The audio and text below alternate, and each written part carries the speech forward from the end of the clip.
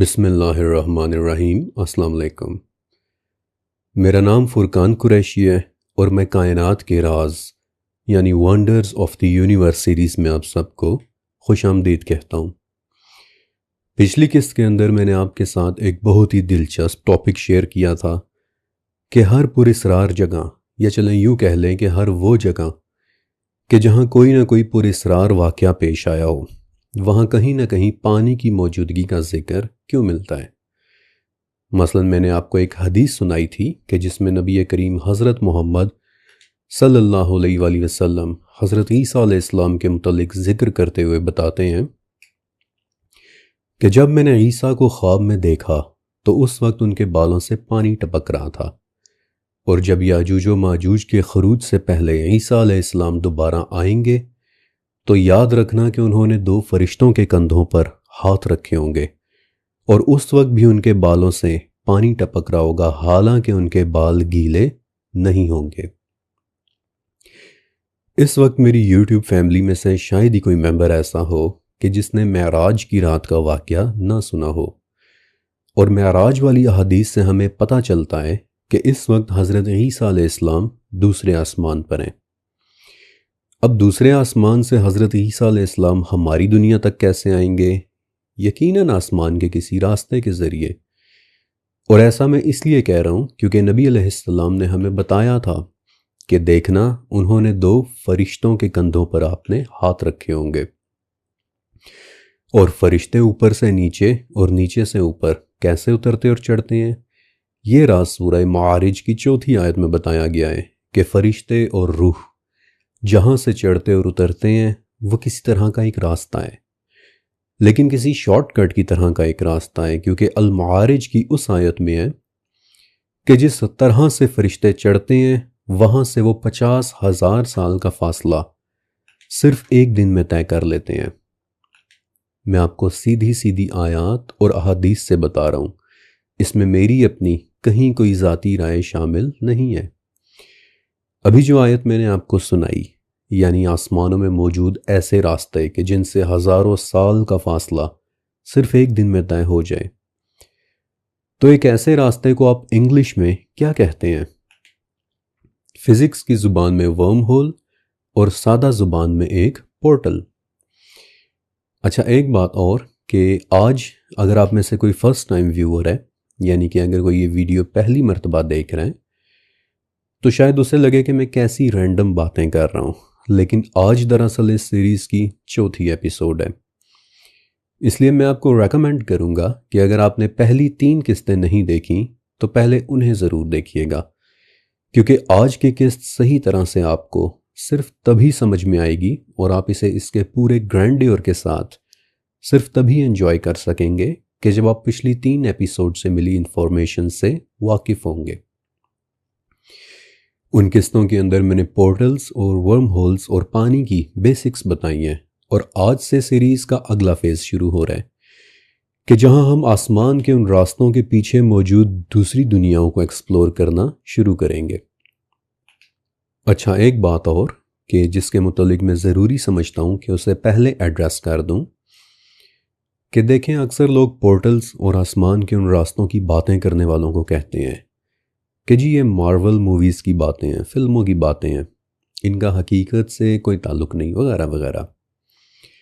تو میں آپ کے سامنے ایک حدیث رکھتا ہوں، یہ حدیث صحیح حدیث ہے، اور میں چاہتا ہوں کہ آپ اسے غور سے سنیں اور سننے کے ساتھ ساتھ اسے امیجن بھی کریں، کیونکہ یہ بہت ضروری ہے۔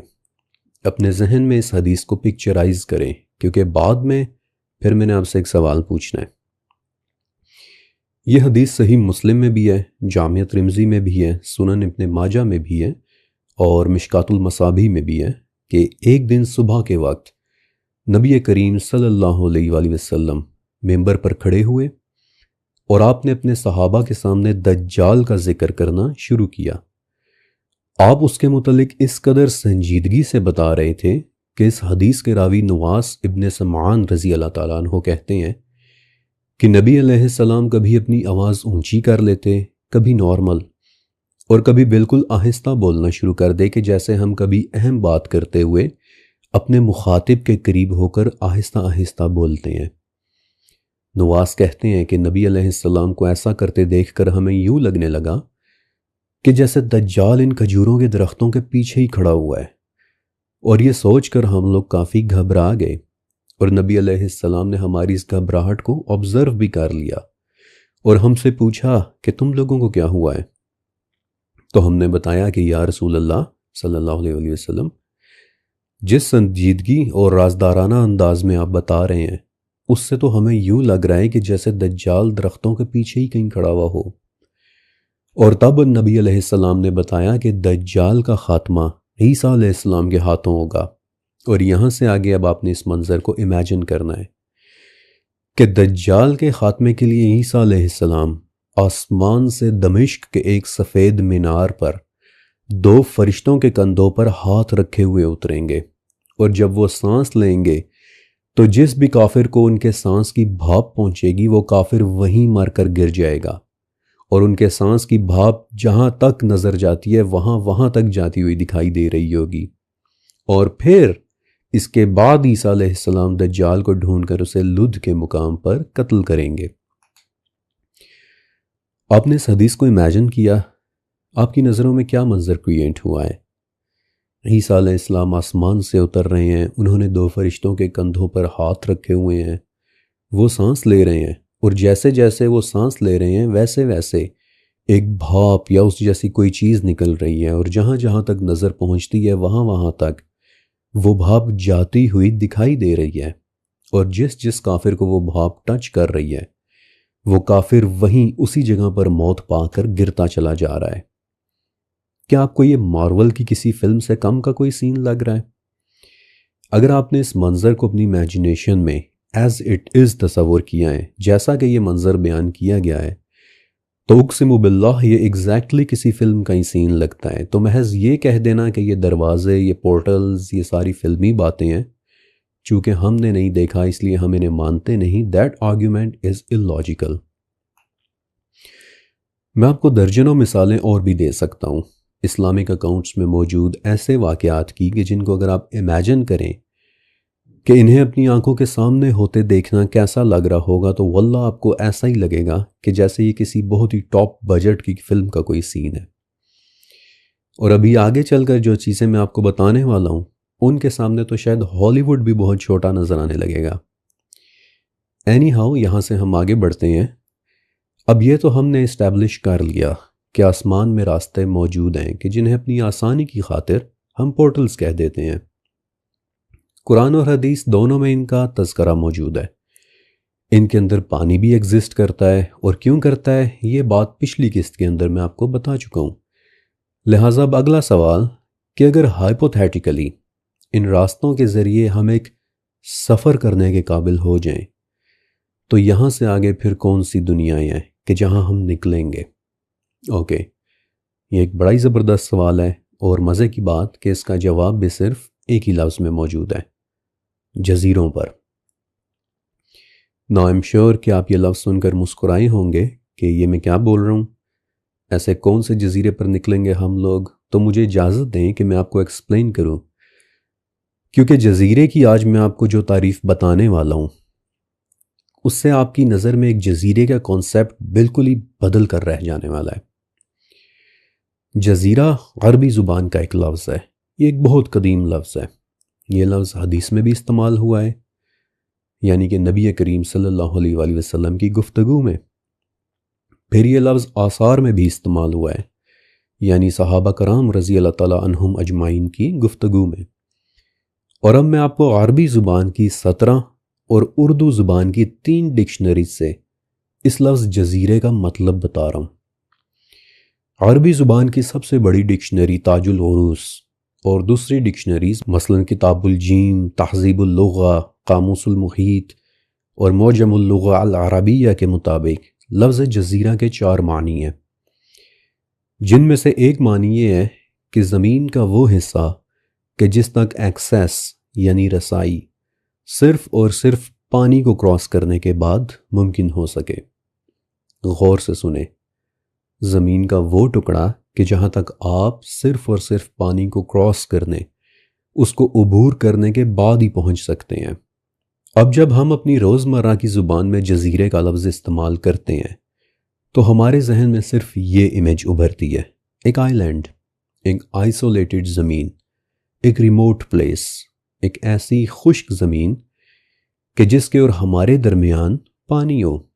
یہ سارے الفاظ آپ نے اپنے ذہن میں رکھنے ہیں کیونکہ آگے بڑی مزے کی بات آنے والی ہے اور یہ سارے الفاظ ایک بار پھر سے ریپیٹ ہونے ہیں۔ اچھا، عربی کے بعد اب اردو کی باری۔ آپ سب نے مغل بادشاہ اکبر کا نام سنا ہوگا اور آپ یہ بھی جانتے ہوں گے کہ میں اپنے لیکچرز میں اکثر اکبر بادشاہ کی ایگزامپلز ضرور دیتا ہوں، لیکن آپ شاید یہ نہیں جانتے ہوں گے کہ اکبر ان پڑھ تھا، وہ پڑھا لکھا نہیں تھا، اس لیے اکبر کے 9 رتنوں میں سے ایک رتن مولانا ابو الفضل ابن مبارک نے اس کی خاطر 2 بڑی ہی زبردست کتابیں لکھیں، ایک تو آئین اکبری اور دوسری اکبر نامہ۔ اور ان 2 کتابوں میں ابو الفضل نے اکبر کی آسانی کے لیے ہندوستان کی حکومت، اس کی جیوگرافی میں، اس کے نظام کو چلانے میں جتنی بھی اصلاحات، جتنی بھی ٹرمینالوجیز استعمال ہونی تھی انہیں بڑی ڈیٹیل سے لکھ دیا۔ اور ان ٹرمینالوجیز میں ایک ٹرمینالوجی لفظ جزیرہ بھی ہے تاکہ اسے اکبر کے لیے الیبوریٹ کر سکے کہ جزیرہ ہم کس چیز کو کہیں گے۔ اور ذرا دیکھیں کہ آئین اکبری کی دوسری جلد کے پیج 29 پر ابو الفضل کیا لکھتے ہیں کہ جزیرہ زمین کا وہ حصہ ہوگا کہ جس تک صرف پانی کو عبور کرنے کے بعد ہی پہنچا جا سکتا ہے، لیکن علم الفلکیات کے حساب سے جزیرہ آسمان میں موجود کسی الگ تھلگ زمین یا زمین جیسے کسی خشک وجود کا نام بھی ہو سکتا ہے۔ آپ کچھ سمجھے؟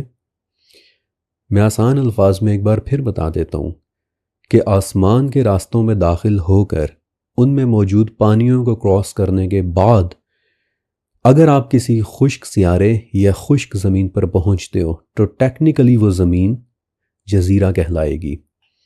پانیوں کو کراس کرنے کے بعد ایک آئسولیٹڈ زمین، ایک ریموٹ پلیس کہ جس کے اور ہمارے درمیان پانی ہو۔ اسی لیے جب تمیم الداری کا جہاز سمندر میں بھٹک رہا تھا تو وہ لوگ ایکسیڈنٹلی کسی ایسے راستے میں داخل ہو گئے کہ جو انہیں کسی اور ہی ریلم میں لے گیا، ایک ایسا راستہ کہ جس کے ذریعے وہ ایک جزیرے تک پہنچے کہ جہاں دجال قید تھا۔ بہت ممکن ہے کہ وہ جزیرہ، زمین کا وہ ٹکڑا اس دنیا پر موجود ہو ہی نہ، بلکہ وہ راستہ، وہ پورٹل انہیں اس زمین تک لے گئی ہو کہ جو اس دنیا پر موجود تھی ہی نہیں، جسے تمیم الداری نے بائی ڈیفینیشن جزیرہ کہا، اور وہاں انہوں نے دجال کو زنجیروں میں بندھے ہوئے دیکھ لیا۔ ابن عباس اور ابن عمر رضی اللہ تعالیٰ عنہم والی وہ روایت کہ آدم کی پیدائش سے پہلے ابلیس نے فرشتوں کے ساتھ مل کر جنات کو مارا اور پھر انہیں مار مار کر جزیروں کی طرف بھگایا، اور ہم جانتے ہیں کہ جنات کی پہنچ آسمانوں تک ہے کیونکہ یہ بات ہمیں سورہ جن کی آیت نمبر 9 سے پتہ چلتی ہے کہ جنات آسمانوں میں جگہ جگہ بیٹھ جایا کرتے تھے۔ تو پھر فرشتوں کی اس خطرناک قسم کی پرج سے بھاگ کر جنات آسمانوں میں کیوں نہیں چلے گئے؟ کیونکہ they were banished from this earth، انہیں ان راستوں میں دھکیل کر اور ان راستوں میں موجود پانیوں کو کراس کروا کر پھر ان پانیوں کے پیچھے کی خشک زمینوں میں بھیج دیا گیا کہ جنہیں آج کی سادہ زبان میں ہم دوسرے سیارے کہہ دیتے ہیں، اور کہ جو حقیقت میں بالکل کوئی اور ہی زمین ہو سکتی ہے، an alien world۔ جنات آسمانوں میں چھپ سکتے ہیں تو they can very much live on to other planets as well۔ اب جساسہ، now I ideally wish کہ آپ نے پچھلی قسط دیکھی ہوئی ہوگی کیونکہ پچھلی قسط میں جساسہ بہت ڈیٹیل سے ڈسکس ہوئی تھی۔ تمیم الداری کی پارٹی نے اس سے کیا پوچھا تھا؟ ما انتی، اور اس نے آگے سے کیا جواب دیا تھا؟ انل جساسہ۔ پھر اس کے بعد انہوں نے کیا پوچھا؟ مل جساسہ۔ اوکے، یہاں 1 منٹ کے لیے رکیں۔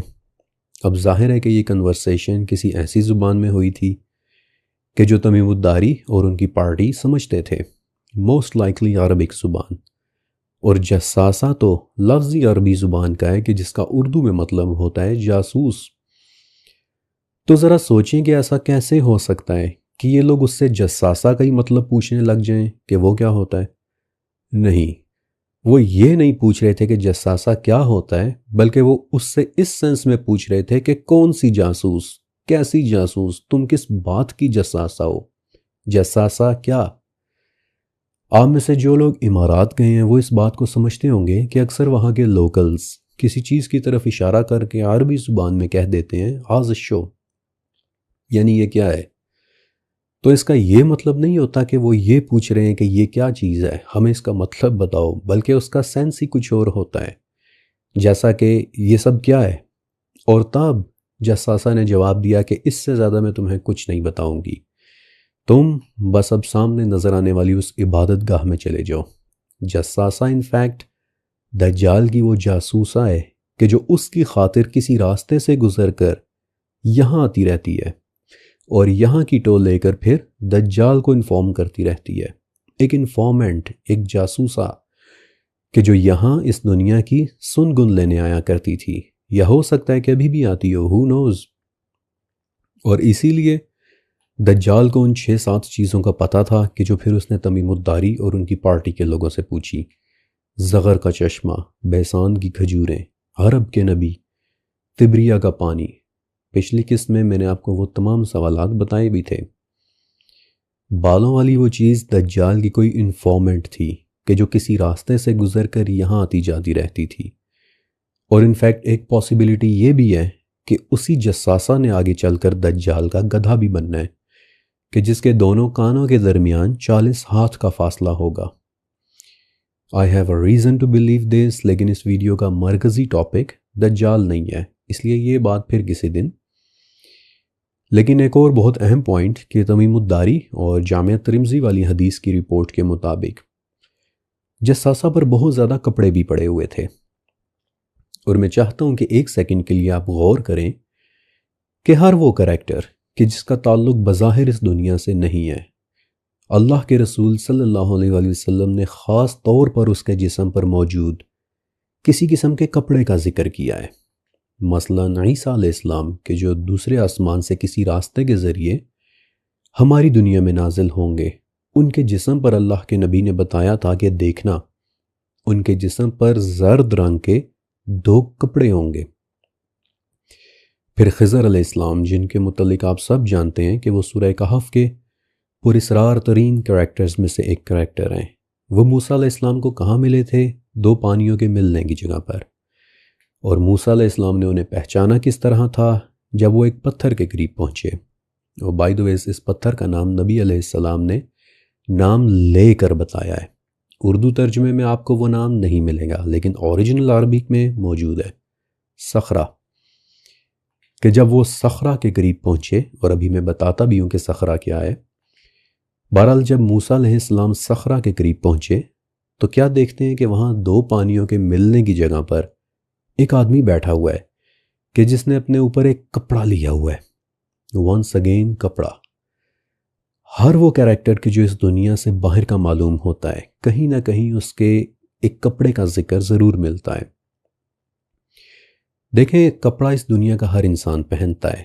عام حالات میں یہ کوئی ایسی نشانی نہیں ہے کہ جسے آپ بالخصوص کر کے مینشن کریں۔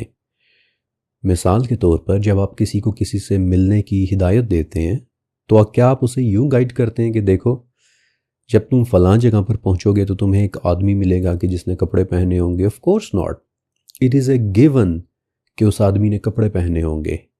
ہر ایک انسان کپڑا پہنتا ہے، لیکن یہاں جو بھی کردار کسی اور ریلم سے تعلق رکھتا ہے، جو کسی اور جزیرے سے آ رہا ہے، زمین کے کسی اور ٹکڑے سے آ رہا ہے، اس کے لیے حدیث اور آثار میں بالخصوص کسی قسم کا کپڑا لپیٹے جانے کا ذکر ملتا ہے۔ مثلاً خضر علیہ السلام کی جنہوں نے اپنے گرد ثوب لپیٹا ہوا تھا، یعنی 2 کپڑوں کو فولڈ کر کے آپس میں لپیٹا ہوا تھا۔ پھر عیسیٰ علیہ السلام جب دمشق کے مینار پر اتریں گے تو بین محرودتین 2 زرد کپڑوں میں لپٹے ہوئے ہوں گے۔ پھر تمیم الداری نے جب جساسہ کو دیکھا تو دیکھیں گے وہ کیا کہتے ہیں، ہی دابۃ لباسۃ ناشرۃ شعرہا، وہ کپڑوں میں لپٹی بہت زیادہ بالوں والی کوئی جاندار تھی۔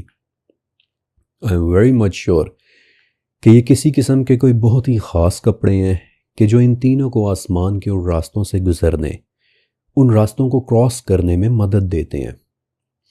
میں نہیں جانتا، کوئی بھی نہیں جانتا کہ یہ کس قسم کے کپڑے ہوں گے، لیکن ہر وہ کردار کہ جو کسی راستے سے گزر کر اپنی زمین سے ہماری زمین میں آ رہا ہے، وہ اس خاص کپڑے میں لپٹا ہوا ہوتا ہے کہ جس کی نیچر سے ابھی تک ہم نا واقف ہیں کہ یہ ایگزیکٹلی ہے کیا چیز۔ ہم صرف ایک قسم کے کپڑے کو جانتے ہیں کہ جو ہمیں دوسری دنیاؤں کی طرف لے کر جانے میں مدد دیتا ہے، اور وہ ہے یہ والا کپڑا۔ لیکن جساسہ، خضر اور عیسیٰ علیہ السلام والا کپڑا کون سا ہو سکتا ہے؟ That I have no idea of۔ میں آپ کو ایک اور بڑی انٹرسٹنگ بات بتاتا ہوں۔ غور سے حضرت خضر اور حضرت موسیٰ علیہ السلام کی ملاقات کا واقعہ پڑھیں۔ ابھی میں نے آپ کو صخرہ کے متعلق بتایا تھا کہ نبی کریم علیہ السلام نے نام لے کر اس پتھر کا ذکر کیا ہے کہ جہاں موسیٰ خضر سے ملنے کے لیے گئے تھے۔ نبی علیہ السلام فرماتے ہیں کہ جب موسیٰ اور ان کے خادم صخرہ کے قریب پہنچے تو موسیٰ وہاں سو گئے، لیکن ان کا خادم جاگ رہا تھا۔ اور بائی دا ویز یہ خادم کوئی اور نہیں بلکہ یوشع ابن نون تھے کہ جو آگے چل کر بذات خود بھی ایک نبی بنے، اور ان کا نام بھی آپ نے اپنے ذہن میں رکھنا ہے، آگے چل کر یہ بھی بہت امپورٹنٹ ہو جائے گا۔ موسیٰ علیہ السلام صخرہ کے قریب سو رہے ہیں، یوشع ابن نون جاگ رہے ہیں، اور جو انہوں نے ہوتے ہوئے دیکھا، قرآن کے مطابق دیکھیں کہ یوشع اسے کیسے ڈسکرائب کر رہے ہیں کہ جو مچھلی انہوں نے کھانے کے لیے رکھی ہوئی تھی، تلی ہوئی مچھلی، نمک لگی ہوئی مچھلی، یہ بھی امپورٹنٹ ہے، یہ بھی آپ نے اپنے ذہن میں رکھنا ہے۔ اس کے متعلق وہ کہتے ہیں کہ فَاتَّخَذَ سَبِيلَهُ فِي الْبَحْرِ سَرَبًا، کہ وہ مچھلی پانی میں سرنگ کی طرح کا ایک راستہ بنا کر چلی گئی۔ پانی میں سرنگ کی طرح کا ایک راستہ۔ اب اس سے زیادہ میں آپ کو اور کیسے بتاؤں کہ پانی میں سرنگ کی طرح کے ایک راستے کا کھلنا اور کیا ہوگا سوائے ایک پورٹل کے کہ جہاں تلی ہوئی مچھلی زندہ ہو جائے، جہاں وہ باتیں ہونا شروع ہو جائیں کہ جو ریگولر فزکس کی دنیا میں ممکن ہے ہی نہیں۔ اور یہ صخرہ کیا ہے؟ نبی علیہ السلام نے عربی میں اسے صخرہ بولا ہے، لیکن جب اردو میں ترجمہ ہوا تو اس لفظ صخرہ کی ٹرانسلیشن ہو گئی پتھر۔ لیکن اس وقت دنیا میں صرف ایک پتھر ایسا ہے کہ جس کا نام آج بھی صخرہ ہے، قبۃ الصخرہ، ڈوم آف دی راک، یہ والی جگہ۔ It might well as be قبۃ الصخرہ کہ جس کے قریب وہ راستہ کھلا ہو۔ اور کیا یہ ناممکن ہے؟ ذرا غور کریں کہ یہ صخرہ کون سی جگہ ہے۔ یہ ایگزیکٹلی وہی جگہ ہے کہ جہاں سے نبی کریم صلی اللہ علیہ وآلہ وسلم آسمانوں کے سفر پر معراج کی رات کو گئے تھے، جہاں سے ان کے لیے باری باری 7 آسمانوں کے دروازے کھولے گئے تھے۔ یہی وہ جگہ ہے کہ جہاں سے حضرت عیسیٰ علیہ السلام کو آسمانوں پر اٹھا لیا گیا تھا، کوائٹ پاسبلی کسی ایسے ہی آسمانی راستے کے ذریعے کہ جو صخرہ کے قریب کھلتا ہو، اور ایسے ہی کسی راستے کے پانی میں وہ مچھلی زندہ ہو کر داخل ہو گئی ہو۔ اور جب یوشع نے یہ واقعہ موسیٰ علیہ السلام کو بتایا تو موسیٰ نے کہا کہ یوشع یہ تو وہی جگہ تھی کہ جہاں ہم خضر کو دیکھ سکتے تھے، اور قرآن کے الفاظ کے مطابق وہ لوگ اپنے قدموں کے نشان دیکھتے ہوئے واپس پلٹے اور دیکھا کہ وہاں خضر علیہ السلام کپڑے میں لپٹے ہوئے بیٹھے ہیں، اور دیکھیں کہ حدیث کے مطابق ان کی گفتگو کیسے ہوتی ہے۔ موسیٰ علیہ السلام انہیں سلام کرتے ہیں تو آگے سے خضر کہتے ہیں کہ تمہاری زمین میں سلام کیسے؟ جی، یہ صحیح حدیث کے الفاظ ہیں کہ خضر موسیٰ کو پوچھتے ہیں انی بِأَرْضِکَ السلام، تمہاری زمین میں سلام کیسے؟ خضر علیہ السلام کا یہ سوال کیا امپلائی کرتا ہے کہ یہ زمین خضر علیہ السلام کے لیے ایک ایلین زمین تھی، یہ زمین ان کے لیے ایک اجنبی زمین تھی، وہ یہاں کے تھے ہی نہیں۔ جبھی تو انہوں نے حضرت موسیٰ علیہ السلام سے پوچھا کہ تمہاری زمین میں سلام کیسے، اور پھر موسیٰ علیہ السلام اپنا تعارف کرواتے ہیں کہ میں موسیٰ ہوں۔ تو آگے سے خضر ایک بار پھر کنفرم کرتے ہیں کہ بنی اسرائیل والے موسیٰ؟ تو موسیٰ علیہ السلام کہتے ہیں کہ ہاں۔ اب خضر کا یہ والا سوال کیا امپلائی کرتا ہے؟ آپ کا کیا خیال ہے کہ اس وقت دنیا میں کتنے موسیٰ ہوں گے کہ جن کے حوالے سے خضر علیہ السلام کو ڈاؤٹ ہونا چاہیے تھا؟ اولو العزم پیغمبر حضرت موسیٰ ابن عمران علیہ السلام تو صرف ایک ہی تھے، لیکن کیا واقعی؟ آپ کو ابن عباس رضی اللہ تعالیٰ عنہ کا وہ اثر یاد ہے؟ اثر یعنی کہ صحابہ کے اقوال، کہ جہاں وہ کہتے ہیں کہ 7 آسمانوں کی طرح 7 ہی زمینیں ہیں، کہ جن میں تمہارے نبی کی طرح کے نبی ہیں، آدم کی طرح کے آدم ہیں، موسیٰ کی طرح کے موسیٰ ہیں، نوح کی طرح کے نوح ہیں، اور عیسیٰ کی طرح کے عیسیٰ ہیں۔ اور اس وقت ابن عباس کے سامنے جو بندہ بیٹھا ہوا تھا، اس نے کہا کہ یا ابن عباس اور بھی بتائیے۔ تو ابن عباس نے کہا کہ اس سے زیادہ بتایا تو تم مانو گے ہی نہیں، اور نہ ماننا کفر کرنا ہے۔ اللہ جانتا ہے کہ خضر کتنی زمینوں کے موسیٰ کو جانتے تھے کہ انہوں نے کنفرم کیا کہ کیا آپ بنی اسرائیل والے موسیٰ ہیں۔ اور پھر موسیٰ نے ریکویسٹ کی کہ آپ مجھے بھی اپنے ساتھ لے کر چلیں۔ تو آگے سے خضر کیا کہتے ہیں کہ اگر آپ میرے ساتھ گئے تو جو آپ دیکھیں گے اس پر آپ صبر نہیں کر پائیں گے، اور آپ صبر کر بھی کیسے سکتے ہیں؟ سورہ کہف کے الفاظ کے مطابق خضر کہتے ہیں کہ موسیٰ آپ صبر کر بھی کیسے سکتے ہیں، کیونکہ جس سفر پر چلنے کا آپ کہہ رہے ہیں، کیف تصبر علی ما لم تحط بہ خبرا، کیا آپ اس چیز پر صبر کر بھی کیسے سکتے ہیں کہ جو آپ کے ریلم آف انڈرسٹینڈنگ سے ہے ہی نہیں؟ جس جگہ میں جا رہا ہوں، جس جگہ کا میرا سفر ہے، وہ جگہ آپ کے ریلم آف نالج میں ہے ہی نہیں کہ وہاں کیا ہوتا ہے اور کیسے ہوتا ہے۔ اچھا، ایک اور بڑی زبردست بات کہ جو مجھے پہلے مینشن کر دینی چاہیے تھی، لیکن اچھا ہوا کہ ٹائم پہ یاد آ گئی کہ حضرت خضر علیہ السلام کے حوالے سے تقریباً تمام ریسرچرز آپ کو ایک بات ضرور بتاتے ہیں کہ خضر علیہ السلام کے پاس علم لدنی تھا۔ یہ لفظ ایکچولی سورہ کہف میں آیا ہے، آیت نمبر 65 میں، کہ وَعَلَّمْنَاهُ مِن لَدُنَّا، یعنی ہم نے انہیں اپنے پاس سے ایک خاص علم سکھایا ہے۔ لیکن میں آپ کو ایک بات اور بھی بتاتا ہوں کہ جس کی طرف کوئی اور توجہ نہیں کرتا، کہ ٹھیک اس لفظ سے پہلے اللہ تعالیٰ نے یہ بھی فرمایا ہے کہ آتَيْنَاهُ رحمہ، یعنی ہم نے اسے رحمت بھی دی تھی۔ اور رحمت کے متعلق اللہ تعالیٰ نے اور کیا بتایا ہے؟ الاسراء کی بالکل پہلی آیت، کہ جہاں اللہ رب العزت نبی کریم صلی اللہ علیہ وآلہ وسلم کو معراج یعنی آسمانوں کی سیر پر لے جانے کا واقعہ بتا رہے ہیں، تو وہ اس جگہ الصخرہ یا مسجد اقصیٰ کے متعلق کیا فرماتے ہیں؟ المسجد الاقصی بارکنا حولہ، یعنی مسجد اقصیٰ کے آس پاس ہم نے برکت رکھی ہے، ہم اپنے بندے کو راتوں رات وہاں لے گئے تاکہ اسے اپنی قدرت کی کچھ عظیم نشانیاں دکھا دیں۔ اللہ اکبر۔ مسجد اقصیٰ کے قریب، صخرہ کے قریب اللہ تعالیٰ نے وہ برکت رکھی ہے کہ جس کا تعلق آسمان کے راستوں کے ساتھ ہے، اور وہی برکت اللہ نے حضرت خضر علیہ السلام کو عطا کی تھی۔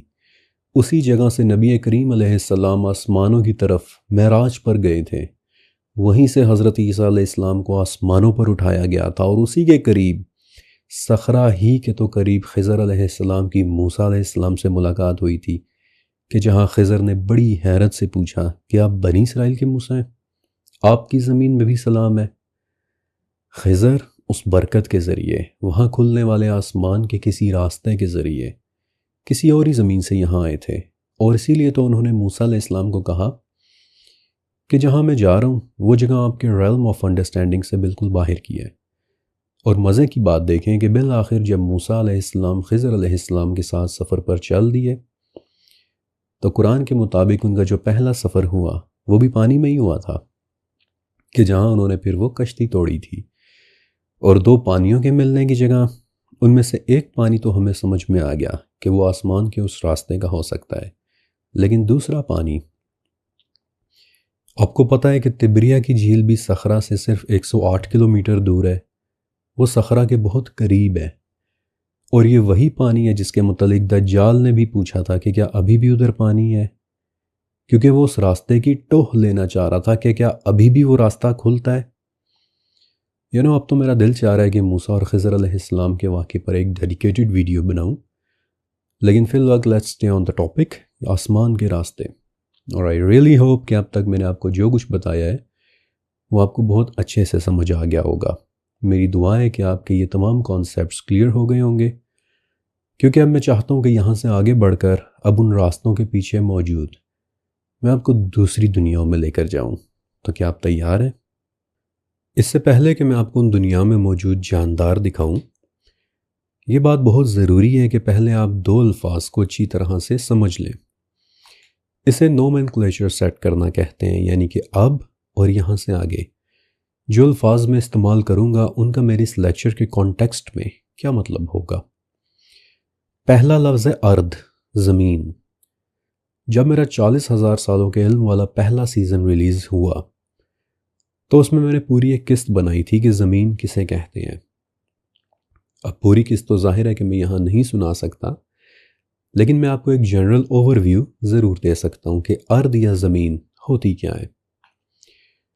تاج العروس کے مطابق چلنے کے قابل ہر وہ حصہ کہ جو ہوا اور پانی سے الگ ہو اسے ارض کہتے ہیں، وہ زمین ہے۔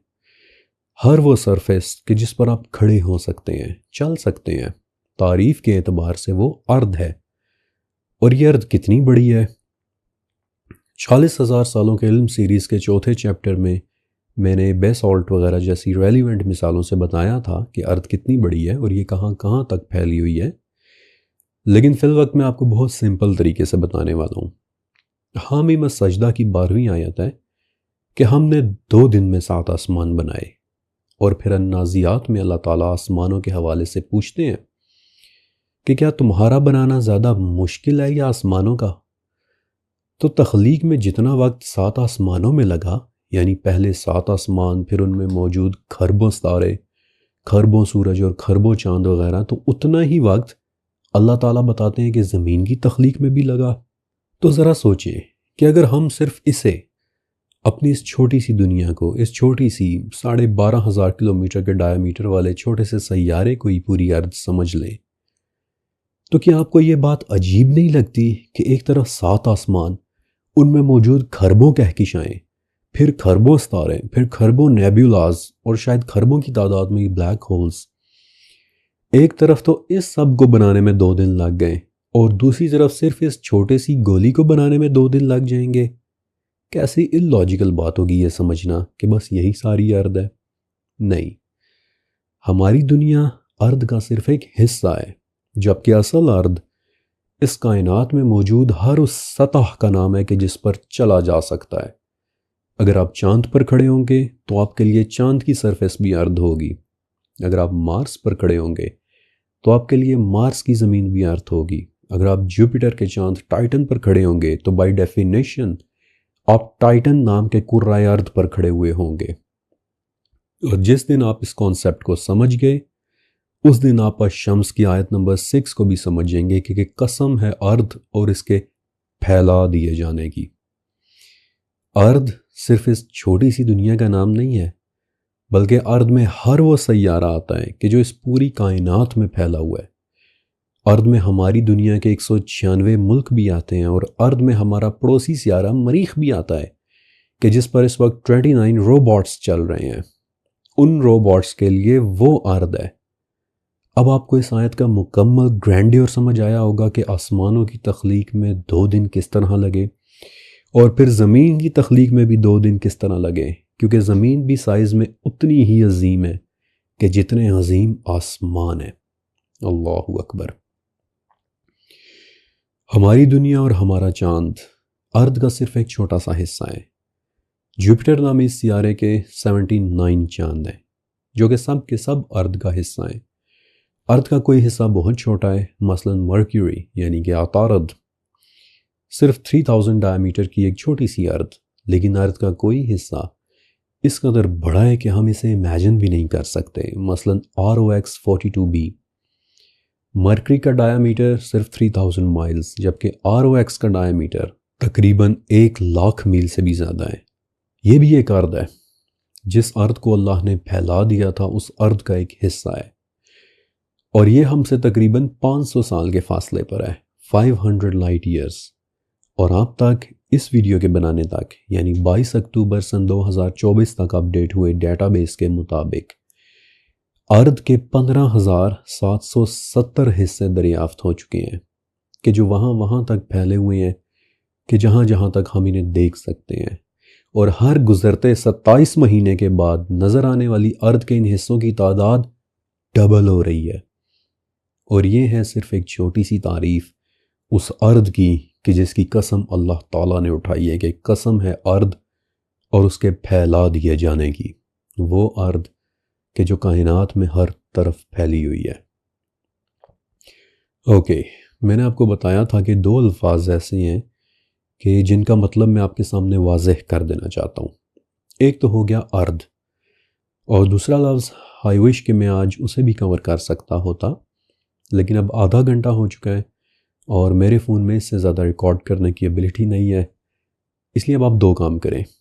ایک تو اس ویڈیو کو لائک کر دیں، کیونکہ اس طرح یہ نایاب انفارمیشن ہماری باقی یوٹیوب فیملی تک بھی پہنچ جاتی ہے، اور دوسرا کمنٹ سیکشن میں میرا پنڈ کمنٹ ضرور پڑھیں، کیونکہ وہاں پر میری طرف سے آپ سب کے لیے ایک ضروری پیغام موجود ہے کہ جو اس ریسرچ ورک کو جاری رکھنے کے لیے بہت ضروری ہے۔ لہٰذا باقی کا ٹاپک اب انشاءاللہ اگلی قسط میں، اور اب نیچے لکھے میرے کمنٹ کو ایک مرتبہ ضرور پڑھ لیجئے گا۔ اللہ حافظ۔